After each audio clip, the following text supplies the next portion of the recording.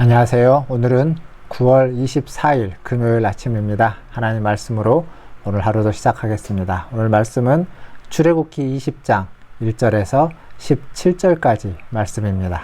제가 읽겠습니다. 하나님이 이 모든 말씀으로 말씀하여 이르시되 나는 너를 애굽 땅 종되었던 집에서 인도하여 낸 내 하나님 여호와니라.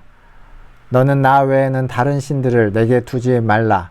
너를 위하여 새긴 우상을 만들지 말고 또 위로 하늘에 있는 것이나 아래로 땅에 있는 것이나 땅 아래 물속에 있는 것에 어떤 형상도 만들지 말며 그것들에게 절하지 말며 그것들을 섬기지 말라.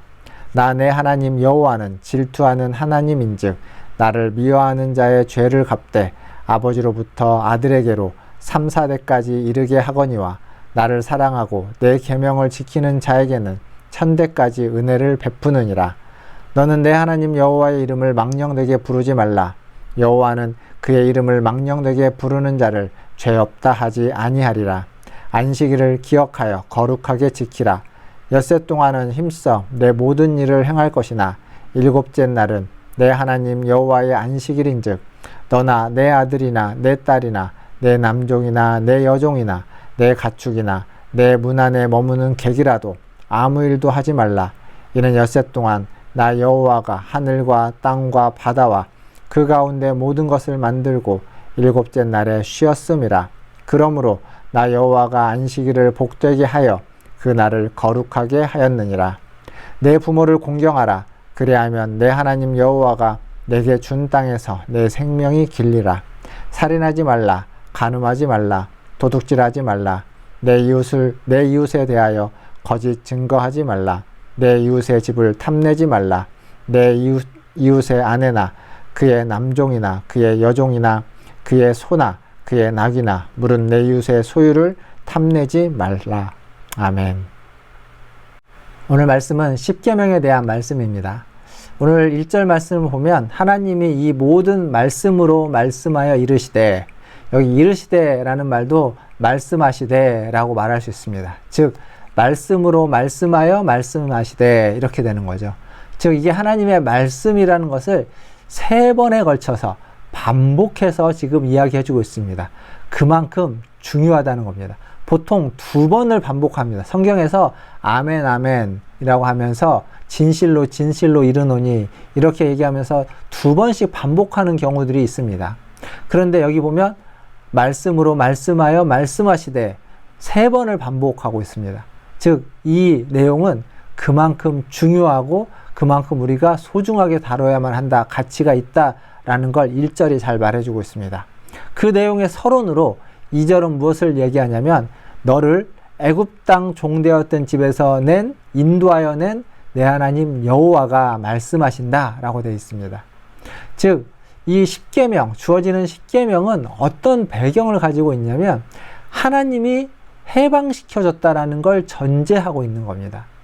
무슨 말이냐면 이 십계명은 구원의 근거로서, 구원의 어떤 조건으로서 주어진 것이 아니라 구원받은 자에게 구원받은 자로서의 삶을 살아가는 지침으로 주어졌다라는 사실입니다.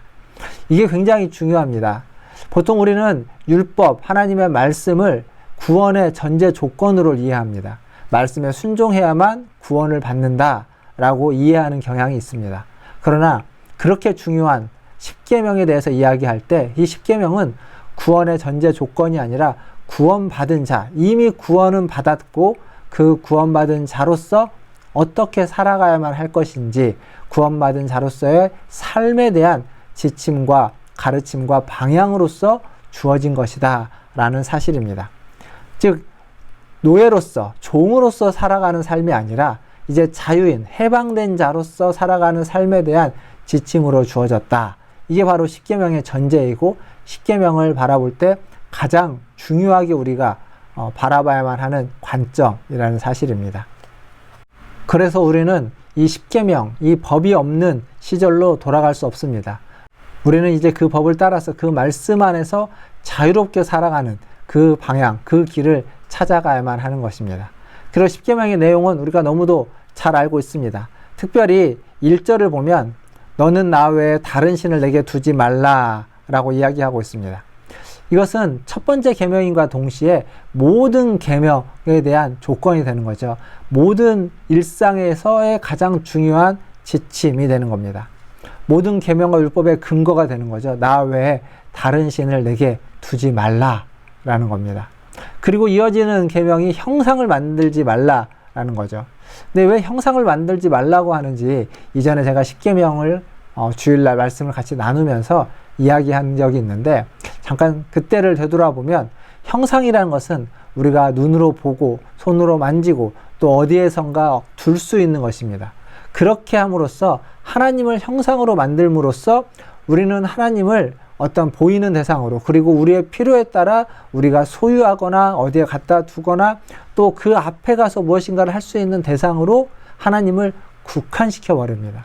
즉 하나님을 우리의 필요에 따른 존재로, 그리고 우리가 다룰 수 있는 존재로 만들어 버리는 것이 형상을 만드는 것입니다. 하나님을 그렇게 하지 말라는 겁니다. 하나님은 우리가 만들 수 있는, 우리가 조종할 수 있는, 우리가 제한할 수 있는 분이 아니다라는 것을 지금 이 십계명은 형상을 만들지 말라를 통해서 분명하게 이야기하고 있습니다.